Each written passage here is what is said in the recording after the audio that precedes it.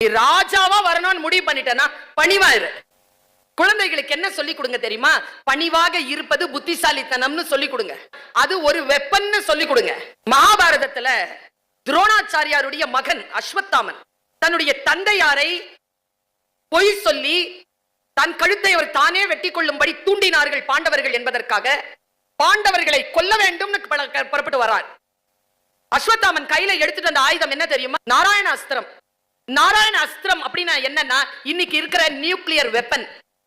போட்டா உலகம் அழிஞ்சிரும், அவ்வளவுதான். அந்த வெப்பனோட வந்துட்டாங்க. வர்றது நாராயண அஸ்திரம் தெரிஞ்ச உடனே கிருஷ்ணன் என்ன பண்ணார் தெரியுமா? பஞ்ச பாண்டவர்களுக்கும் ஒரே ஒரு இன்ஸ்ட்ரக்ஷன் கொடுத்தார், எல்லோரும் பணிந்து கொள்ளுங்கள். தலையை காட்டுங்கடா, அதுக்கு கீழே விழுங்கடான்ட்டான். தானும் கீழே விழுந்தார். நாராயணாஸ்திரம் வந்துச்சு, எல்லாரையும் பார்த்தது, யாரை எதிர்க்கிறதுக்கு இல்லைன்னு திரும்பி போயிடுச்சு. நாராயணாஸ்திரத்துக்கு பதிலாக கிருஷ்ணர் எடுத்தது பணிவு என்கின்ற ஆயுதம்.